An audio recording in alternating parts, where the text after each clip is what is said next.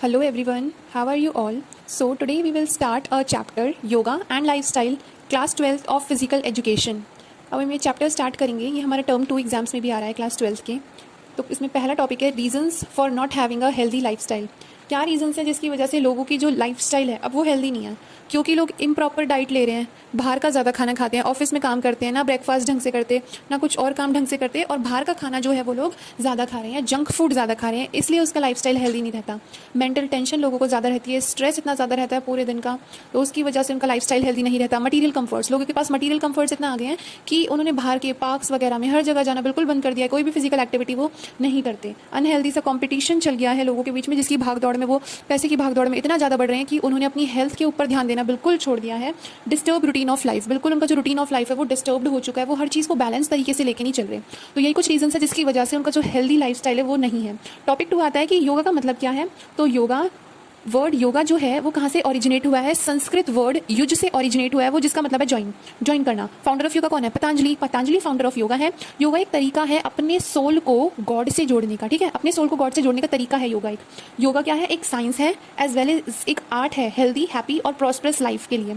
अब benefits of yoga क्या है? जरूरी नहीं हम यही बेनिफिट्स लिखें, हम कुछ भी बेनिफिट्स लिख सकते हैं। इनको पढ़ते हैं तो इंप्रूव करता है हमारे कार्डियोवैस्कुलर सिस्टम को, जैसे कि हमारे हार्ट को, हमारे ब्लड को अच्छा करता है। रेस्पिरेटरी, अगर हमें कोई प्रॉब्लम रहती है हमारे रेस्पिरेटरी सिस्टम में, उनको सही करता है। हार्ट से, पेट से रिलेटेड कोई प्रॉब्लम है उन्हें सही करता है। हमारे सेंस ऑर्गन्स को कंट्रोल करता है। स्ट्रेस, टेंशन सबसे रिलीफ करा देता है, हमको सब कुछ खत्म कर देता है। मेडिटेशन अगर करें हम दिन में, तो जो हमारी स्ट्रेसफुल लाइफ है उससे कुछ टाइम हम बाहर निकाल के एकदम पीसफुल लाइफ में चले जाते हैं अगर हम मेडिटेशन करें तो। Meditation is very important for every one's life. उसके बाद इसकी वजह से हमें गुड पॉस्चर मिलता है, हमारी बॉडी मसल्स जो है वो टोन में आ जाती हैं, हमारे फैट जो है वो रिड्यूस करता है, उसे हेल्दी बॉडी हमारी हो जाती है। कंसंट्रेशन पावर हमारी बहुत अच्छी होती है मेडिटेशन करके। जितनी भी हमें डिजीज बीमारी होती है उनको ठीक करता है। प्री मैच्योर एजिंग जो हो जाती है उसे प्रिवेंट करता है। एज से पहले ही हमें बहुत ज़्यादा बड़ा दिखना, उस चीज़ को प्रिवेंट करता है ये। Improves health and hygiene, health और हाइजीन को इंप्रूव करता है ये हमारी। Remove orthopaedic problem, orthopaedic problem क्या होती है? कमर से रिलेटेड कोई प्रॉब्लम, घुटने से, कंधे से रिलेटेड प्रॉब्लम, इन सारी चीज़ों को ठीक कर सकता है। हम अपने पॉइंट्स भी इसमें ऐड कर देते हैं कि स्ट्रेस हटा देता है, हमें वेट कम करने में बहुत हेल्प करता है, हमें जो भी प्रॉब्लम रहती है नीज वगैरह हर सब चीज़ को ठीक करने में हेल्प करता है। ये कुछ बेसिक पॉइंट है जो हम इसमें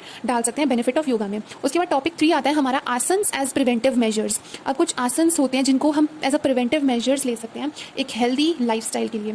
आसन्स क्या होते हैं? ये स्लो स्ट्रेचिंग एक्टिविटी है। आसन को ये तो नहीं जैसे हम कार्डियो एक्सरसाइज करते हैं, जैसे साइडवेज स्काई जंप हो गई, स्पॉट रनिंग हो गई, उन्हें तो हम बहुत जल्दी जल्दी करते हैं। लेकिन आसन्स जो है, बाबा रामदेव की वीडियो हम जैसे देखते हैं, धीरे धीरे स्ट्रेचिंग के जैसे हमें उन आसन्स को दिखाते हैं ना वो, तो ये स्लो स्ट्रेचिंग एक्टिविटी है जिसमें अपने बॉडी पॉस्चर को हम होल्ड करते हैं, स्टेबल करते हैं, बॉडी को स्टेबल करते हैं। या फिर हम ये भी लिख सकते हैं कि हम एक कंफर्टेबल पोजीशन में रहते हैं या फिर एक पॉस्चर में बैठते हैं, कंफर्टेबल पॉस्चर में बैठते हैं कुछ थोड़े से over lasting period of time के लिए, तो उसे ही हम आसन्स बोलते हैं। नेक्स्ट, आसन्स जो हैं 3 तरीके के आसन्स बताए गए हैं हमको, cultural asanas, therapeutic asanas, meditative and relaxative asanas. अब कल्चरल आसन्स किस लिए होते हैं? बॉडी फिटनेस के लिए, फैट बर्न करने के लिए, बॉडी को टोन में लाने के लिए, वजन कम करने के लिए मेनली कल्चरल आसन्स होते हैं, ठीक है। जैसे ऐसे याद रख लो, लोगों का तो कल्चर सही बन गया है, सब वजन कम करने के पीछे भाग रहे हैं, सबको स्लिम बॉडी पसंद है, तो ये कल्चर से बन गया है ना, तो बॉडी फिटनेस के लिए होता है। थेराप्यूटिक आसन्स होते हैं जिससे जो भी हमारी हेल्थ रिलेटेड प्रॉब्लम्स होती हैं उनको क्योर करने के लिए होते हैं थेराप्यूटिक आसन्स। मेडिटेटिव और रिलैक्सेटिव आसन्स किस लिए होते हैं? मेडिटेशन क्यों करते हैं? ताकि हमारा स्ट्रेस है जो वो कम हो जाए, डिप्रेशन से बाहर निकलने के लिए, रिलैक्स होने के लिए इन आसन्स को हम इसलिए करते हैं। उसके बाद आते हैं कि भाई आसन्स के बेनिफिट क्या हैं। तो सेम वही जैसे योगा में हमने लिखा था, तो ऐसे आसन्स के ऑर्थोपेडिक रिलेटेड ये कुछ प्रॉब्लम है, मतलब ये कुछ वो इंजरीज हैं जैसे लॉर्डोसिस, स्कोलियोसिस, नॉक नीज, फ्लैट फुट, बो लेग, इनके बारे में हम डिटेल में आगे पढ़ेंगे। तो ये सारी प्रॉब्लम्स जो हैं वो इन आसन से ठीक होती है। डाइट रिलेटेड प्रॉब्लम जैसे कि ओबेसिटी हो गई, अंडरवेट हो गया, गैस्ट्रिक प्रॉब्लम जिनको होती है वो आसन जो है वो ठीक करते हैं। स्ट्रेस को, टेंशन को, एंजाइटी को कम करते हैं। किसी को कोल्ड है, कफ है, कोई वायरल इन्फेक्शन है, मतलब हर एक प्रॉब्लम को हम आसन से ठीक कर सकते हैं आसन करके, ठीक है। हार्ट अटैक की प्रॉब्लम, बीपी की प्रॉब्लम, बॉडी वेस्ट को रिमूव करने की प्रॉब्लम, बॉडी सिस्टम को इंप्रूव करने की, हमें मसल्स स्ट्रॉन्ग बनती है, हमारी बोन्स, जॉइंट्स, हमारा डाइजेस्टिव सिस्टम अच्छा होता है। तो आसन्स में तो हम जितने बेनिफिट्स लिखें वो कम है, हम खुद बना बना के भी लिख सकते हैं। हमारे कार्डियोवैस्कुलर सिस्टम को अच्छा करता है, हमारे मतलब आसन जैसे हम करते हैं तो बॉडी को स्ट्रेच करते हैं, तो स्ट्रेच वो जो स्ट्रेंथ है हमारी बॉडी की वो अच्छी होती है, हमारी बॉडी बिल्कुल स्ट्रेचेबल हो जाती है, इंड्योरेंस बढ़ता है, इम्यूनिटी बढ़ती है हमारी। तो इतने सारे पॉइंट है जो हम इसमें ऐड कर सकते हैं आसन्स के लिए। हमारा इम्यून सिस्टम स्ट्रेंथ होता है आसन्स की वजह से। तो ये हम सारी इसमें लिख सकते हैं कि भाई हमारे आसन्स के ये बेनिफिट है, खुद बना के भी लिख सकते हैं, जरूरी नहीं आपको यही पॉइंट लिखने हैं। उसके बाद अब हमें यहाँ पे 5 डिजीज़ दी हुई हैं। वैसे तो हमारी बुक में ओबेसिटी दी हुई है हमको, और उसमें बैक पेन हमें दिया हुआ है, हाइपर टेंशन दिया हुआ है, अस्थमा दिया हुआ है, डायबिटीज़ दी हुई है। इस बार के सिलेबस से जो हमारा बैक पेन है वो डिलीट हो चुका है, इसलिए हमें 4 डिजीज़ पढ़नी है, उनके सिम्टम्स पढ़ेंगे, कॉजेज पढ़ेंगे और आसन्स पढ़ेंगे कि कौन कौन से हैं। आसन्स के नाम आप बहुत ईजिली लर्न कर पाएंगे ट्रिक के थ्रू। तो हम डिजीज़ के बारे में पढ़ेंगे कि क्या क्या डिजीज़ हैं। तो हमारी फर्स्ट डिजीज़ आती है ओबेसिटी। ओबेसिटी क्या होता है? जब बहुत ज़्यादा फैट हमारी बॉडी में आ जाता है, बहुत ज़्यादा फैटी हो जाती है हमारी बॉडी, हमारा वेट जो है, बॉडी वेट जो है वो बहुत ज़्यादा हो जाता है।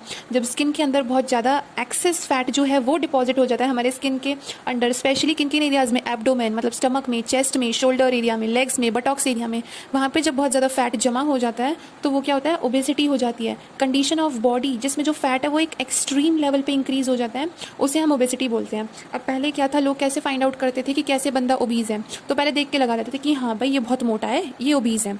तो ये कोई अप्रोप्रिएट मेथड नहीं था ये फाइंड आउट करने के लिए कि इंसान ओबीज है या नहीं।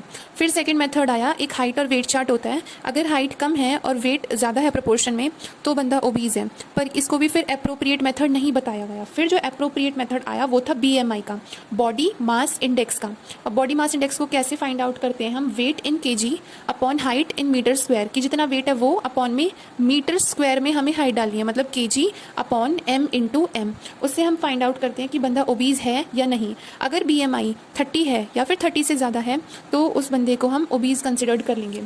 अब इसके सिम्टम्स क्या हैं? क्या क्या सिम्टम्स होते हैं ओबीज के, ओबेसिटी के क्या क्या सिम्टम्स होते हैं? कार्डियक प्रॉब्लम हो जाती है, या फिर लॉस ऑफ फिजिकल एफिशिएंसी, ज़्यादा काम ही नहीं कर पाते हम, थक जाता है बहुत जल्दी इंसान कोई फिजिकल एक्टिविटी करके, और उसकी जो पर्सनालिटी है, फिजिकल पर्सनालिटी है, वो बहुत कम होने लगती है। तो ये कुछ सिम्टम्स हैं इसके ओबेसिटी के। अब कॉजेज़ क्या हैं? कैसे होते हैं ओबेसिटी, कैसे वजन बढ़ता है? क्योंकि वो इंसान प्रॉपर डाइट नहीं ले रहा, न्यूट्रिशियस डाइट नहीं ले रहा, जंक फूड ज़्यादा कंज्यूम कर रहा है, एल्कोहल पी रहा है, फिजिकल एक्टिविटीज़ कम कर रहा है, ओवर ईटिंग कर रहा है, सीडेंट्री लाइफस्टाइल है उसका। सीडेंट्री लाइफस्टाइल मतलब होता है बहुत इनएक्टिव सा लाइफस्टाइल है, कोई फिजिकल एक्टिविटी, योगा कुछ नहीं कर रहा वो, जिसकी वजह से ओबीज हो जाता है वो। अब आते हैं क्या आसन हैं जिसकी वजह से हम ओबेसिटी को जो है प्रिवेंट कर सकते हैं, कंट्रोल कर सकते हैं। तो क्या आसन है? ज़्यादा से ज़्यादा 2 या 3 आसन पता होने चाहिए इसमें हमें। तो इसमें भी एक ट्रिक है, जैसे मैंने बोला था ना आधा पिज़्ज़ा खाओ, पर तुम नहीं माने, मत मानो मेरी बात। तो आधा पिज़्ज़ा खाने की बोली थी, मतलब मत मानो मेरी बात, तो अर्ध मत संयंद्रासन। आधा खाने को बोला था लेकिन तुम खाते गए, तो अर्ध मत संयंद्रासन। उसके बाद अब ओबेसिटी है तुम्हें, तो मैं तुम्हें वजन कम करने की ट्रिक बताता हूँ। तो वजन वज्रासन ट्रिक बताऊंगा, तो त्रिकोण आसन। तो ये 3 आसन हो गए कि मैंने बोला था आधा पिज्ज़ा खाओ, मत मानो मेरी बात, तो अर्धमत संयंद्रासन, वजन कम करने की ट्रिक बताऊंगा, मतलब वज्रासन और त्रिकोणासन, ये 3 आसन हो गए। अब वज्रासन कैसे होता है इसकी एक पिक्चर दिखा देते हैं, उस पिक्चर को देख के ही हमें पता चल जाएगी कैसे कैसे, उस पिक्चर को देख के ही हम इसके स्टेप्स लिख सकते हैं। ये है वज्रासन इस तरीके से। अब हम इस पिक्चर को ही देख के लिख देंगे कि इसमें नीज़ को फोल्ड करना है, जो हमारी बैक है वो बिल्कुल स्ट्रेट होनी चाहिए, नेक स्ट्रेट होनी चाहिए, और hand should be on our knees. उसके बाद हमें डीप ब्रेथ लेनी है, फिर सांस छोड़नी है, ब्रेथ इन ब्रेथ आउट। तो हम इस पिक्चर को देख के ही बता देंगे कि क्या इसका प्रोसीजर है। अब इसमें देखते हैं, we sit with flexed legs, We sit with flexed legs while hands are over knees and back straight, body is resting over the ankles. Ankles के ऊपर हमारी बॉडी का सारा वजन डला हुआ था ना वज्रासन में, तो यही है। अब इसके क्या क्या बेनिफिट्स हैं वो लिखेंगे हम। तो इसकी वजह से क्या है, ओबेसिटी कंट्रोल होती है, इसीलिए तो है। अब हमारी लेग की मसल्स को इम्प्रूव करता है ये।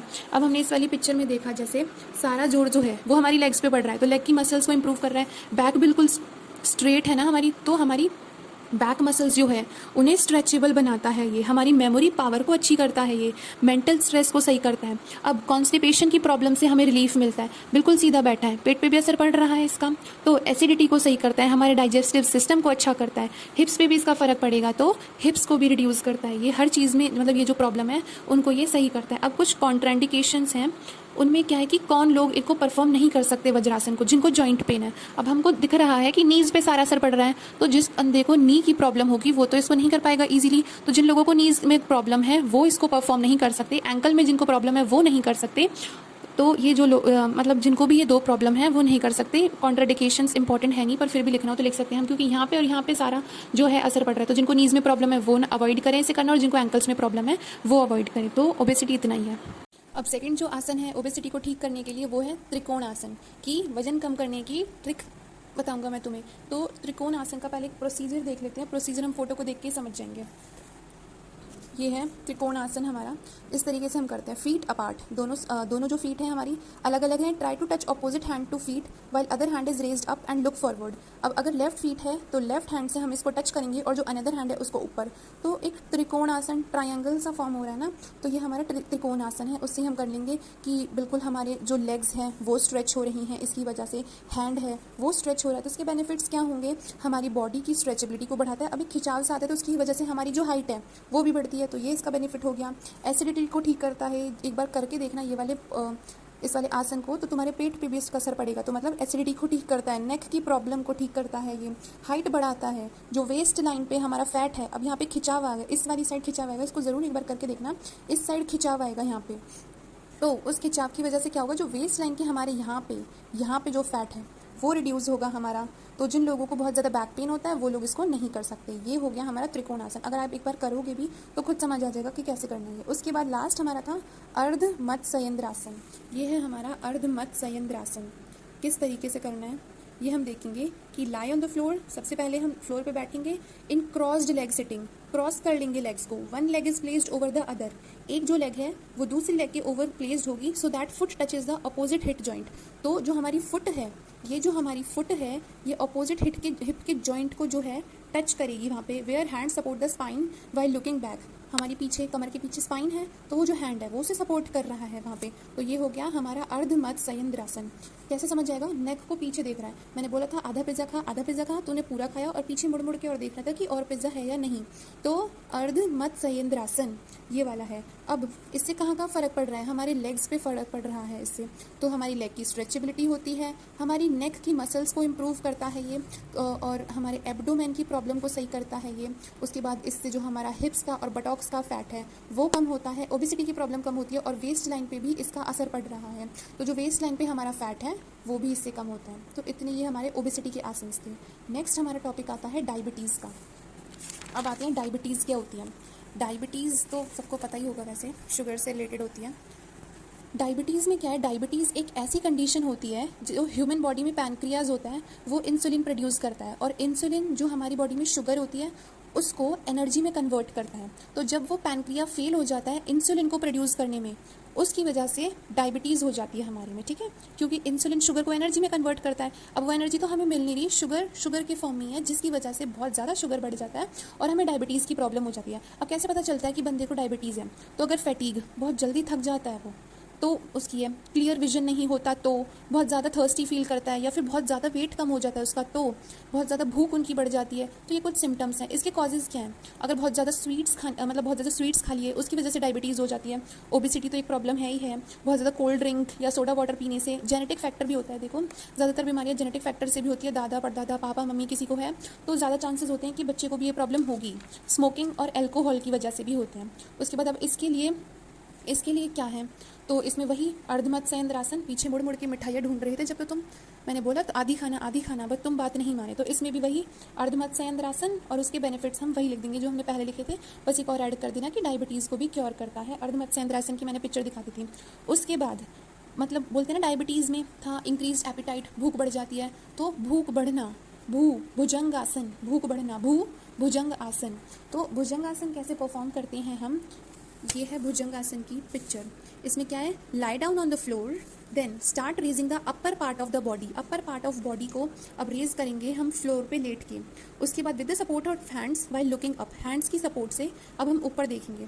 अब क्या है इसके, ये प्रिवेंट करता है और क्योर करता है डायबिटीज़ को, हमारे डाइजेस्टिव फंक्शन को इम्प्रूव करता है, हमारी लेग्स को, हमारे हैंड्स को, हमारी नेक की बोन्स को स्ट्रेचेबल बनाता है, ओबेसिटी को क्योर करता है ये तो, और डाइजेस्टिव फंक्शनिंग को सही करता है। तो यही हमारे भुजंग आसन के बेनिफिट्स हैं जो हमें यहाँ पे देख के पता चल रहा है। नॉक नीज जो होती है हमारे, मतलब यहाँ पे फ्लैट फुट जो होता है उसे सही करता है ये हमारा। तो ये भुजंग आसन के हो गए। उसके बाद बोलते हैं ना, इतनी ज़्यादा डायबिटीज़ हो गई थी, मतलब मिठाइयाँ खा के तो ऐसे लगता है जैसे एकदम मुक्ति सी मिल गई हो। तो पवन मुक्त आसन, पवन मुक्त आसन का ये है, पवन हवा में पैरों को उठाना, हवा में उठाना, पैरों को हवा में उठाना। Lie on your back with feet together, लेट जाओ, अपनी फीट जो है उन्हें एक साथ जोड़ो, उसके बाद अपनी नीज़ को बेंड करो, नीज़ को टच करना है अपनी नोज़ से और हैंड के थ्रू अपनी नीज़ को होल्ड करके रखो और उस पोजीशन में ही रहो कुछ टाइम तक। अब इसके बेनिफिट्स हम सीधा सीधा लिख देंगे देख के कि कहाँ कहाँ पे असर पड़ रहा है। नीज़ के जॉइंट्स को ठीक करता है, डायबिटीज़ को ठीक करता है, वेस्ट लाइन जो है वहाँ से एक्सेस फैट को रिमूव करता है, बटॉक्स एरिया से रिमूव करता है, हिप्स एरिया से रिमूव करता है हमारा, और नीज़ की जो प्रॉब्लम होती है उसे सही करता है, डायबिटीज़ की कंडीशन को सही करता है। तो ये 3 हो गए इसके। एक तो अर्ध मत्स्येंद्रासन, पीछे मुड़ मुड़ के आधी मिठाई से भी ज़्यादा खा ली, मैंने बोला था आधी खाओ लेकिन नहीं मानी तुमने मेरी बात और पीछे मुड़ मुड़ के मिठाइयाँ और ढूंढ रहे थे। फिर भूख ज़्यादा लगना तो भुजंगासन, मिठाई खा के ऐसे लगना जैसे मुक्ति सी मिल गई हो तो पवन मुक्त। 6th जो हमारी डिजीज़ है वो है अस्थमा। अस्थमा क्या है? अस्थमा एक क्रोनिक लंग डिसीज़ है जिसकी वजह से जो हमारा रेस्पिरेटरी ट्रैक होता है लंग्स में या तो वो स्वॉलन हो जाता है या फिर बहुत नैरो हो जाता है, क्योंकि उसमें जो म्यूकस है वो बहुत ज़्यादा हो जाता है, इसलिए हमें अस्थमा की प्रॉब्लम होती है। ये हर एजेस के लोगों को होता है, चाहे वो बूढ़ा इंसान है, चाहे छोटा बच्चा है, चाहे वो जवान है, हर एजेस के इंसान को ये अस्थमा की प्रॉब्लम होती है। ज़्यादातर ये चाइल्डहुड से ही होती है। इसको बिल्कुल क्योर या ट्रीट तो नहीं किया जा सकता, लेकिन हाँ इसके सिम्टम्स को कंट्रोल जरूर किया जा सकता है। ये एलर्जिक भी होता है, नॉन एलर्जिक भी होता है, जेनेटिक भी होता है कि मतलब दादा को, परदादा को, पापा को, मम्मी को है तो नॉर्मली है कि हाँ बच्चे को भी होगा, ही ज़्यादा चांसेस होते हैं। अब इसके सिम्टम्स क्या होते हैं? या तो एकदम से बहुत कम सांस आना, या फिर बहुत जल्दी से फटीग हो जाना, या फिर कफिंग होना बहुत ज़्यादा। तो ये कुछ सिम्टम्स हैं अस्थमा के। अब इसके कॉजेज़ क्या क्या हैं? या तो हमारा जो डस्ट है या फिर एयर पोल्यूशन है वो बहुत ज़्यादा जम जाता है, स्मोकिंग की वजह से हो जाता है, कोल्ड एयर है उसकी वजह से, या फिर अगर हमारे रेस्पिरेटरी सिस्टम में इन्फेक्शन है तो उसकी वजह से भी हो जाता है। अब आसन्स क्या है अस्थमा के लिए वो देखेंगे। अब इसमें क्या है कि सुख चैन से सांस तो लेने दो, सांस की दिक्कत हो रही है, सुख चैन से तो लेने दो सांस, तो सुखासन। फिर दूसरा, जब सांस नहीं आती तो एकदम चक्कर आने लगते हैं तो चक्र आसन। उसके बाद हम अच्छे से हवा लेने, लंबी लंबी सांस लेने, ठंडी सी सांस लेने कहाँ जाते हैं पर्वतों पर, कितना अच्छा मौसम होता है, ठंडी ठंडी हवा चलती रहती है, वहाँ पे सांस लेते हैं लंबी लंबी, तो पर्वतासन।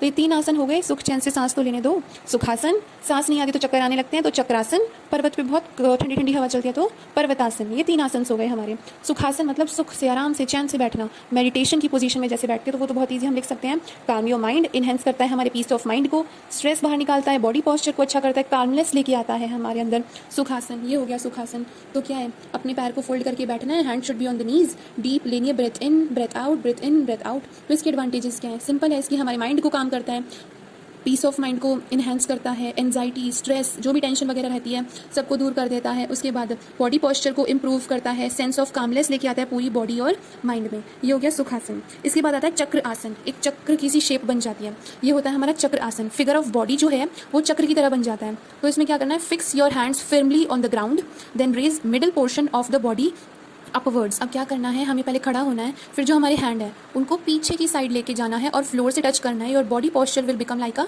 Semi circle position it will become. So इसको हमें 3 to 4 मिनट्स होल्ड करके रखना है, फिर दोबारा से करना है। इसकी वजह से हमारा बैक पेन जो है वो सही होता है, हमारी स्ट्रेचेबिलिटी जो है वो इन्हेंस होती है, फ्लेक्सिबिलिटी हमारी इन्हेंस होती है। इसकी वजह से अस्थमा की जो प्रॉब्लम है वो सही होती है, ठीक है। Relief from stress and depression भी होता है। उसके बाद पर्वतासन, तो पर्वत की तरह बन जाता है जो हमारा बॉडी है, ये पर्वत की तरह फॉर्म हो गया ना बॉडी स्ट्रक्चर, यहाँ पहाड़ों की तरह। तो ये पर्वतासन का है। इसको हम लोटस पोज भी बोलते हैं।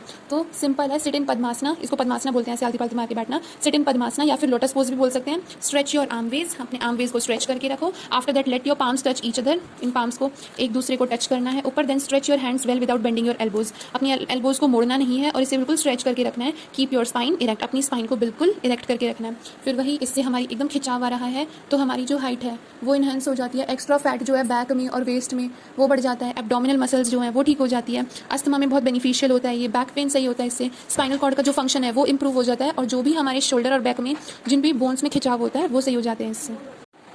और last topic is hypertension. Hypertension मतलब होता है जब बहुत ज़्यादा ब्लड प्रेशर हो जाता है। ग्रेट नंबर ऑफ़ पीपल हैं जो इस प्रॉब्लम से अब गुजर रहे हैं। पहले क्या होता था, बूढ़े लोगों में ज़्यादातर ये प्रॉब्लम होती थी, लेकिन अब क्या देखा जा रहा है, यंग बच्चे जो हैं उनमें भी ये प्रॉब्लम है। क्योंकि अब जो लोगों का लाइफस्टाइल है वो इतना ज़्यादा बिजी हो गया है, स्ट्रेस से भरा हुआ बिल्कुल, जिसकी वजह से हर टाइम हर चीज़ के बारे में सोचना, जिसकी वजह से उनका ब्लड प्रेशर जो है वो बहुत ज़्यादा इंक्रीज़ हो जाता है, ठीक है। तो जो नॉर्मल ब्लड प्रेशर है वो क्या रहता है, 120 mm/80 Hg, ये नॉर्मल ब्लड प्रेशर होता है। उसके बाद आसन्स बताए गए हैं नॉर्मली पवन मुक्त आसन के लिए। थोड़ा सा और ब्लड प्रेशर के बारे में देख लेते हैं हम यहाँ पे कि हाइपरटेंशन के बारे में। ये रहा कि हाइपरटेंशन यहाँ पे बहुत छोटा सा मैंने डाला हुआ है, तो हल्का सा हम बुक में से पढ़ लेते हैं इसको। हाइपरटेंशन मीन जब बहुत ज़्यादा ब्लड प्रेशर बन जाता है, और अब तो ये वर्ल्ड वाइड हेल्थ प्रॉब्लम बन गई है क्योंकि बहुत ज़्यादा नंबर ऑफ़ पीपल इस प्रॉब्लम को फेस कर रहे हैं।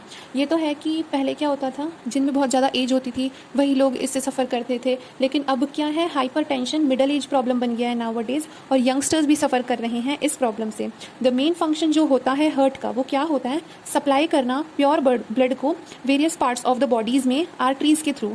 फिर जो हार्ट है जब वो कॉन्ट्रैक्ट करता है तो वो ब्लड को पुश करता है ब्लड वेसल्स के थ्रू, और कॉन्सिक्वेंटली ब्लड प्रेशर जो है वो इंक्रीज हो जाता है आर्टरीज में, और इसी ब्लड प्रेशर को हम सिस्टोलिक ब्लड प्रेशर बोलते हैं।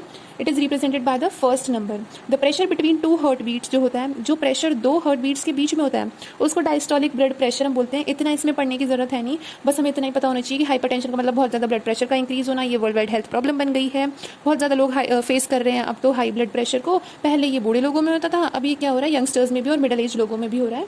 और नॉर्मल बीपी कितना कंसिडर्ड किया गया है एक एडल्ट का, 120/80 mmHg।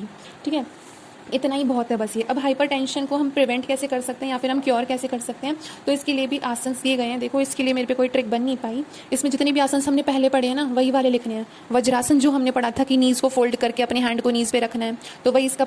और उसके बाद वज्रासन के बाद पवन मुक्त आसन की हमको ज़मीन पे लेट जाना है, फिर अपनी नीज़ को फोल्ड करना है, नोज़ को टच करना है, हाथ से टाइट पकड़ के होल्ड करना है। भुजंग आसन हमने पढ़ा था, अर्ध चक्रासन हमने पढ़ा था, तो वही लिख देंगे कि ये हमारे बीपी को कम करते हैं, स्ट्रेस को कम करते हैं, लेग्स का जो पेन है उसे ठीक करते हैं, मेंस्ट्रुएशन डिसऑर्डर को ठीक करते हैं। फिर आता है हमारा एक ताड़ासन, वो इसमें नया आसन है।